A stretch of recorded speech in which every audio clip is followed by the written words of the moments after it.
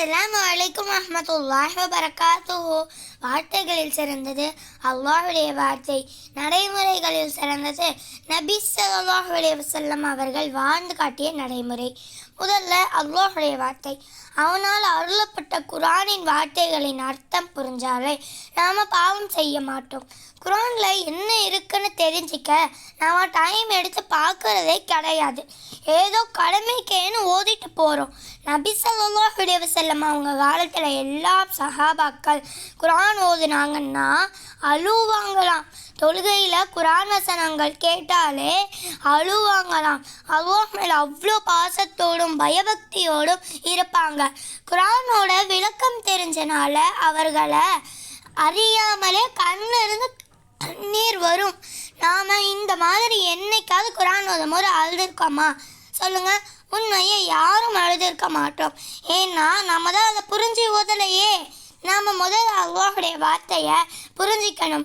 அவனுடைய வேதத்தை விளங்கி ஓதணும். அதிகமாக தௌபா செய்யணும். பாவ மன்னிப்பு கேட்கணும். ஏன்னா ஷைத்தான் மனிதனுடைய இரத்த நாளைகளில் எல்லாம் ஓடுறான்னு நபி ஸல்லல்லாஹு அலைஹி வஸல்லம் அவங்க சொல்லியிருக்காங்க. நம்மளை ஷைத்தான் நல்ல விஷயங்களை தெரிஞ்சுக்கவோ கற்றுக்கவோ விட மாட்டான்.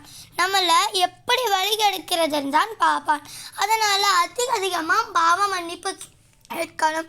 அல்லாஹ்வின் தூதர் நபி ஸல்லல்லாஹு அலைஹி வஸல்லம் அவங்க ஒரு நாளைக்கு 70 தடவைக்கும் மேலே அஸ்தக்ஃபிருல்லாஹ வ அதூபு இலைஹி, அஸ்தக்ஃபிருல்லாஹ வ அதூபு இலைஹி என்று ஓதுவதை நான் கேட்டுள்ளேன்னு அபூ ஹுரைரா ரலியல்லாஹு அன்ஹு அவர்கள் கூறியிருக்கிறார்கள். அல்லாஹ்வின் தூதரே தினமும் பாவ மன்னிப்பு தேடி இருக்காங்கன்னா நம்மெல்லாம் எவ்வளோ பாவ மன்னிப்பு கேட்கணும்.